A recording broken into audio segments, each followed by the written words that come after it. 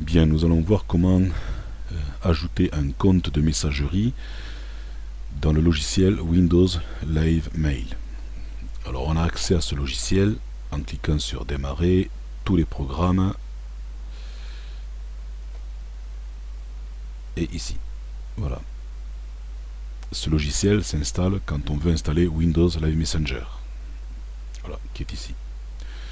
On peut rajouter, si on veut, un raccourci vers le bureau en faisant envoyer vers.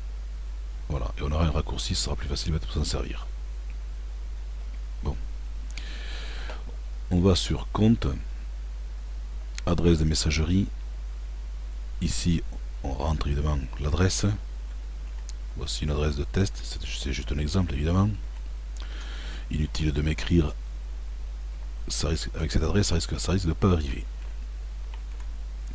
Voici la forme standard d'une adresse, c'est-à-dire le nom, l'arrobase et le nom du serveur qui gère le courrier. Évidemment, le mot de passe fourni par le site en question. Le site, ça peut être Orange, ça peut être SFR, ça peut être ce qu'on veut, la Poste, peu importe. Ici, on met le nom sous lequel on veut apparaître dans Windows Live Mail. Alors là, nous arrivons à l'étape cruciale qui est que, bon là c'est la partie la plus facile.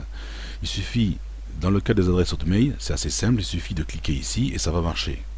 Si on a affaire à un serveur de type Orange, SFR ou la Poste, il peut être utile de rentrer d'autres paramètres. Spécialement si le serveur requiert une authentification sécurisée, requise.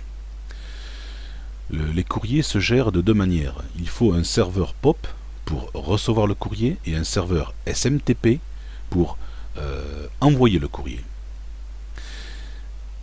Alors là, on met ceci. Voilà.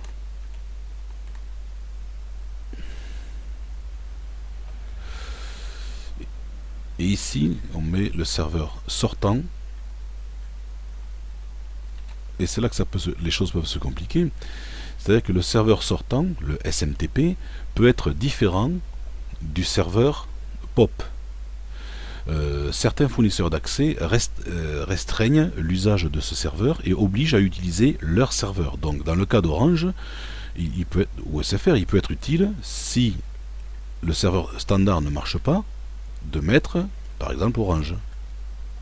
Ça peut être SFR aussi, hein, peu importe.